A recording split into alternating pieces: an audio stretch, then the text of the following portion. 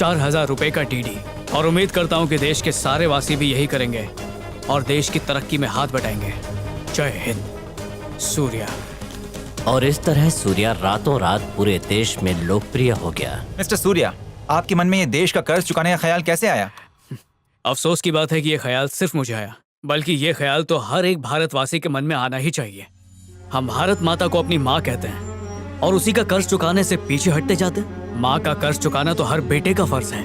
देश का तभी कुछ होगा जब हम सब मिलकर कुछ करेंगे। करप्शन का बहाना बना के हम आंखें मूंद के इस तरह बैठ नहीं सकते। जब ऑनलाइन खाना मंगाने पे 3-4 हजार रुपए खर्च कर सकते हैं तो देश के लिए भी करना चाहिए। रानी, वो नौजवान कितनी सही बात बोल गया। भले ही उधार लेके शराब पीऊं, लेकिन देश को कर्जे में नहीं डूबने दूंगा। चल निकाल 2,000 रुपए। ए बेवड़े, ये 2,000 तेरे मायके से लेकर आऊं क्या? मेरी मेहनत की कमाई तेरी दारू पे उड़ा दूं क्या? नेताओं की सिक्योरिटी के लिए पैसा चाहिए और तू पैसा बचाने की बात कर रही। चल निकाल 2,000 रुपए। मैं खुद बर्बाद हो जाऊंगा पर देश का खजाना भर दूंगा। हम लोगों को सामान उधारी पे देते हैं, ये जानते हुए भी कि पैसा नहीं आएगा। हमें ये उधारी देना बंद करना पड़ेगा, तभी जाके देश का कर्जा उतरेगा। चल जा, अपने तीनों का जो टैक्स बनता है ना, उसे जाके भर के आ।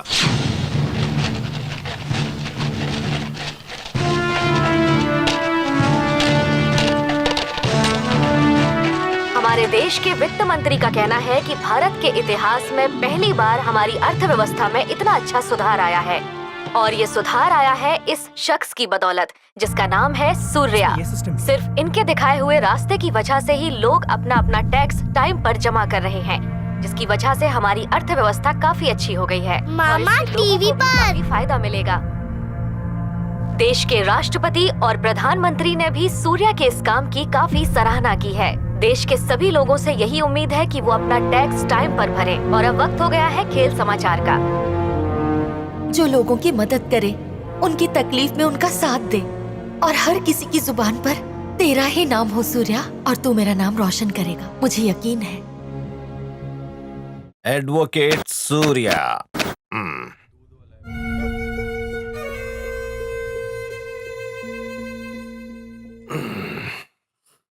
क्यों सूर्या, मुंह क्यों लटका हुआ है? दीदी ने फिर से डांट दिया क्या? अरे ऐसी कोई बात नहीं है। तो फिर क्या बात हो गई? आज सुबह एक अजीब चीज हुई, किसी का एक्सीडेंट। वो बेचारा सड़क पर लहूलुहान तड़प रहा था। सैकड़ों लोग उसके इर्द गिर्द खड़े थे पर किसी ने उसकी मदद नहीं की। मैं उसे उठा के अस्पताल ले गया लेकिन वो बच नहीं पाया। डॉक्टर ने कहा कि अगर वक्त पर ले आते तो शायद उसकी जान बच जाती। ऐसा हादसा उनके साथ भी हो सकता है, फिर भी ये लोग तमाशा क्यों देखते रहते हैं? ऐसी बात नहीं है सूर्या। देखो, इंसानियत आज भी जिंदा है। पुलिस की इन्वेस्टिगेशन, कोर्ट कचहरी के चक्कर, इन्हीं सब बातों की वजह से लोग आगे नहीं आते। लोगों को अपने सारे कामकाज छोड़कर इन्हीं बातों में फंसा रहना पड़ता है। कई कई दिनों तक तारीख पे तारीख दी जाती है, कोई अंत नहीं है इसका। मरने वाला तो मर गया, वो वापस भी नहीं आएगा, लेकिन जो बचाते हैं उनकी भी जान पे बनाती है। इसलिए ज्यादा मत सोचो।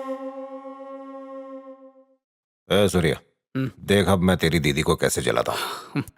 साले साहब, आपको पता है कल रात को मैंने बहुत ही सुंदर सपना देखा। उसमें मेरे सपने में कैश्वर्या बाई आई थी और वो मुझे खाना खिला रही थी। जीजू नॉटी हो रहे हो? हाँ? सच कल क्या? वो तो रोज ही आती है।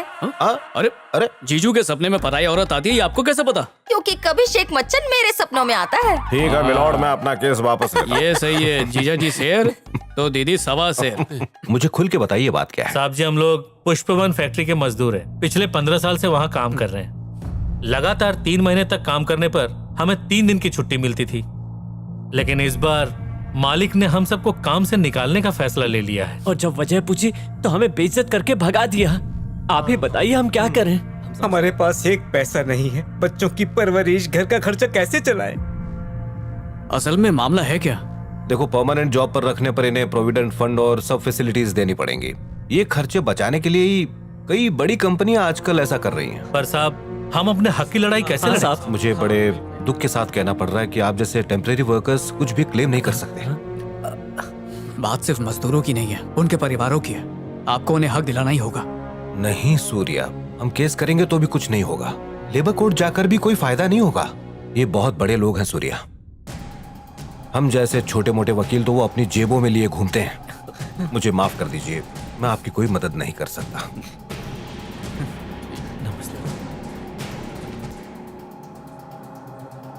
एक सेकंड सुना, तुम लोग इतने सालों से वहाँ काम कर रहे हो, कभी किसी पेपर पे साइन तो किया होगा या किसी किताब में? हाँ साहब, किया है। अंगूठा लगाकर रोज अपनी हाजिरी गेट पर देते थे। फिर तो वो पगार देने पर भी कहीं ना कहीं साइन करवाते ही होंगे। हाँ साहब, किया था। अगर किसी तरह तुम लोग वो सारे रजिस्टर्स मेरे पास ले आओ तो सिर्फ तुम्हारी नौकरी नहीं, तुम्हारा प्रोविडेंट फंड, ESI, सब कुछ मैं तुम्हें वापस दिला सकता हूँ। ला पाओगे? साहब, हम वो रजिस्टर लेकर आएंगे। अगर वो हमारे हाथ आ जाए तो केस हम ही जीतेंगे। तुम सबकी मेहनत की कमाई कहीं नहीं जाएगी। ठीक है। अच्छा जीजू, एंट्री रजिस्टर और वाउचर्स को हम सबूत की तरह कोर्ट में यूज कर सकते हैं ना? और LLB की बुक नंबर 4 पेज नंबर 287 के हिसाब से वो सेक्शन 21J जो था उसे लगा के केस जीत सकते हैं। Very good Surya, I am proud of you.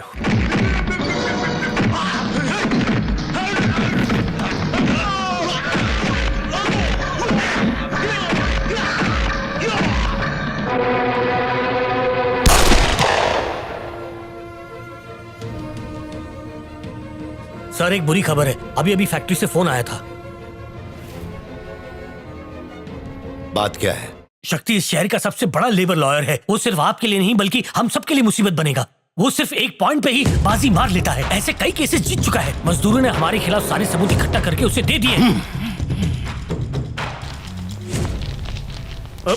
Sorry दोस्त, देख के चलो यार। सूर्या, लिफ्ट आ गई है, जल्दी आओ। चलो। अरे अरे कौन हो? क्या कर रहे हो? अरे सूर्या! अरे जीजू, जीजू!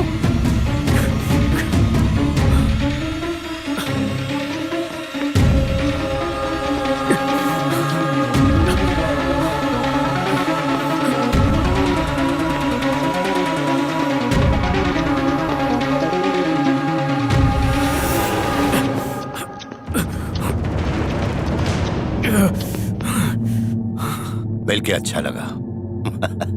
और आपको? मिस्टर शक्ति, उम्मीद करता हूं कि आपसे बहुत जल्द मुलाकात होगी।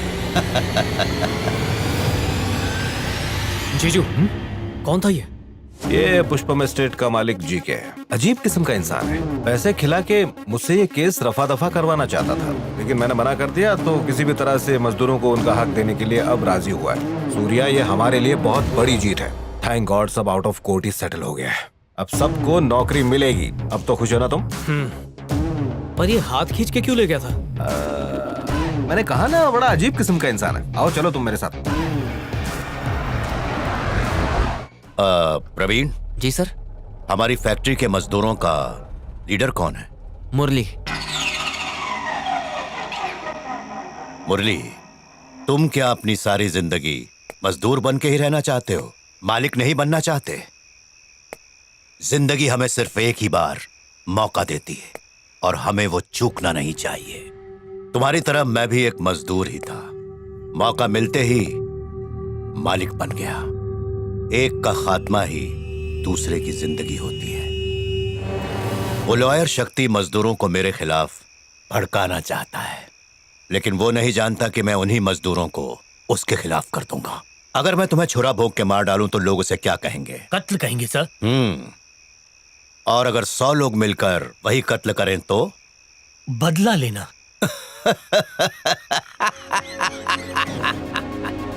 हमारी मांगे पूरी करो, हमारी मांगे पूरी करो, हमारी मांगे पूरी करो, हमारी मांगे पूरी करो। अरे सब खत्म हो गया भाइयों, सब खत्म हो गया, अनर्थ हो गया। हम लुट गए, हमारे साथ धोखा हुआ है भाइयों। हमारे साथ क्या कह रहे हो? पैसों की लालच में आकर उस वकील ने हमारे जमा किए हुए सबूतों और कागजातों को मालिक के हाथों सौंप कर हमें बर्बाद कर दिया। हमें कहीं का नहीं छोड़ा। अब क्या करेंगे? हम पढ़े लिखे नहीं है, इसका फायदा उठाकर उस वकील ने हमें पूरी तरह से लूट लिया।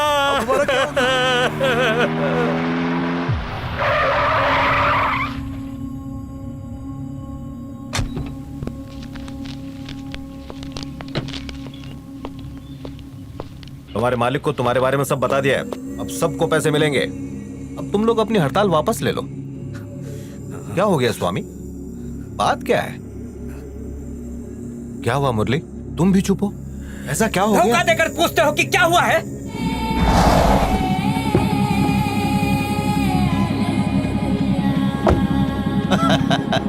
मुरली, आज से तुम मालिक बन गए। मेरे पार्टनर बन गए।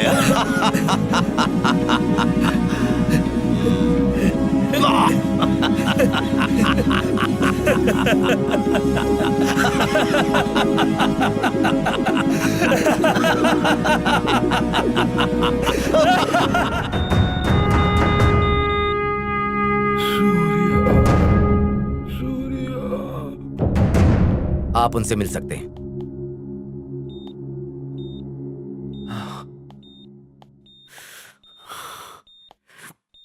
जीजू, आपका यह हाल उन मजदूरों ने किया ना। मैं एक एक को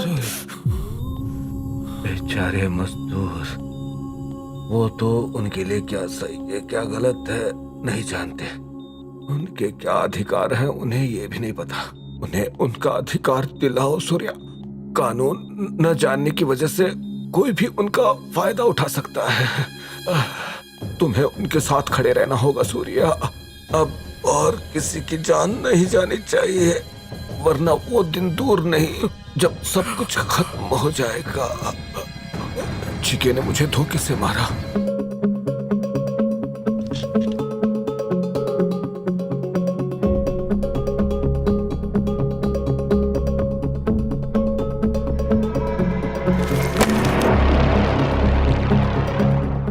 चिके ने मुझे धोखे से मारा, लेकिन सूर्या, लेकिन तुम उसका बदला धोखे से मत लेना। कानून की कलम से लो, क्योंकि उस कलम में बहुत ताकत होती है।